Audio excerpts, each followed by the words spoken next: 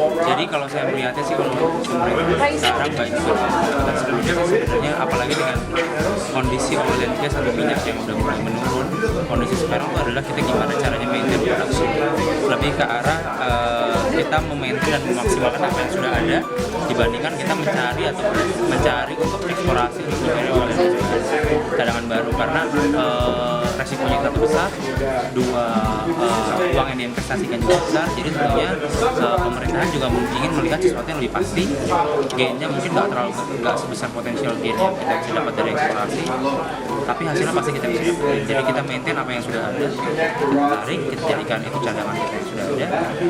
Itu aja sih. Jadi kalau untuk mengurangi resikonya, jadi kita lebih memilih untuk memaintain apa yang sudah ada. Tentunya dengan adanya growth split yang sekarang juga pasti lebih mengencourage pemerintahan untuk melakukan. Tidak mencari eksplorasi baru bukan berarti tidak melakukan pengeboran. Hanya saja pengeboran yang kita lakukan instead of doing exploration well, we do the development well. Tadi sudah disampaikan bahwa ada yang namanya exploration well, di mana kita belum tahu di dalam itu ada tidak. Tapi kalau development kita sudah tahu. Kita sudah tahu kolamnya sebesar apa, dan sekarang kita maksimalkan sebanyak mungkin kita bor di kolam yang sudah ada.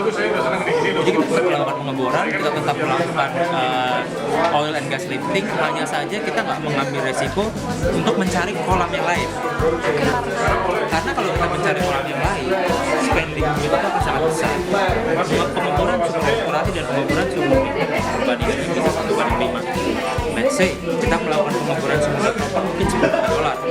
Tapi kalau kita melakukan pengeboran sumur exploration, kita bisa menghabiskan $50 juta ataupun lebih. Drill itu adalah salah satu bagian dari wellness yang continuous improvement ya. Jadi dalam setahun ke depan, tahun teknologi selalu berkembang. Semua teknologi canggih yang ada di dunia hampir semuanya sudah pernah diaplikasikan di Indonesia. Jadi Indonesia juga salah satu lapangan yang challenging. Artinya, yang tadi dibilang oleh Pak Yudhanta, nomornya sudah semua, artinya udah nggak ada lagi sumur-sumur yang muda yang di bagian barat Indonesia itu sumur-sumur muda kayak Duri, kayak Meto, sumur yang kedalamannya pendek, hasilnya banyak, gainnya tinggi. Tapi sekarang mereka sudah dipelitin, pressure udah mulai turun, gain mulai turun. Sekarang sekali gas mengarah ke timur, di mana di timur itu banyaknya adalah timur challenge-nya bukan hanya dari kondisi sumur yang offshore, tapi juga dari sisi isu sosial orang itu yang harus kita maintain.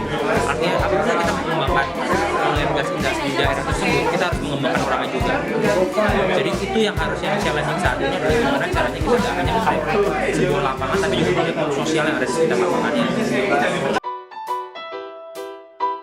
Dan kita tetap sebagai drilling engineer seperti itu, bila kita melakukan engineering work yang precise, detail, lengkap semua dengan mitigasi. Jadi kita tentu dapat mengurangi resiko.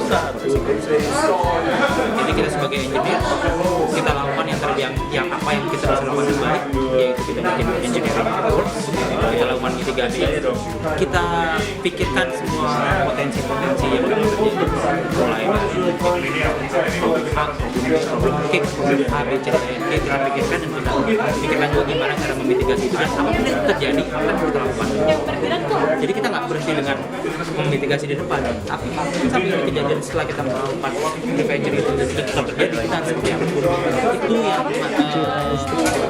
harus kita lakukan, dan itu yang harus kita terapkan di dunia oil and gas untuk mitigasi dan perhitungan engineering yang efisien.